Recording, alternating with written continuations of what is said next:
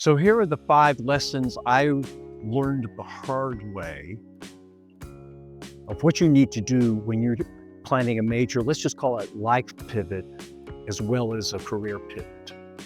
So number 1 is the identity, the self-identity. So whether you've had a career or you've been a stay-at-home parent or whatever, you're changing to a different life.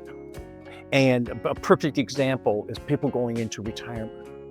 And they had this identity that was tied to their profession or the major part of their life, like a stay-at-home parent. And then they get into retirement and they've lost their identity. They didn't establish a new identity for themselves. And that's foundational.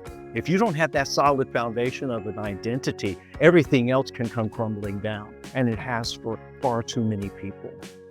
So it's, what is that self-identity? Who do I want to be?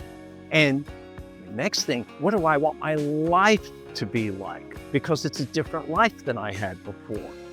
So in 1989, I made that mistake about not the new self-identity and not identifying what my whole life would be. All I thought about was when I needed to get out of television news and I wanted to do something different, all I thought about was, what can I succeed at? What can I make a living at? I didn't take into account my whole life.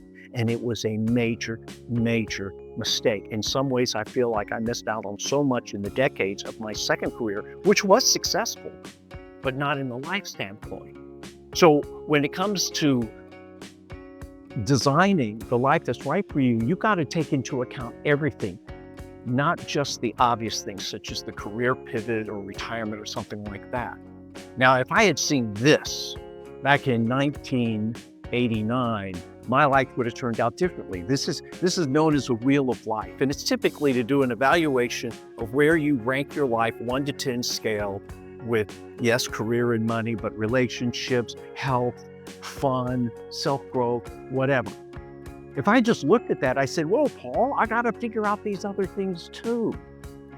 And I've taken it a step further now, and I can give you a free download of that, plus directions in the video of how to use it, to say, well, where do I want each one of those things to be?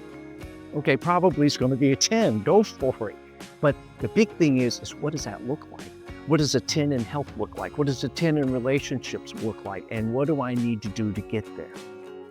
Then that starts becoming your self-identity, is in fulfilling those things, and it leads you to help identify.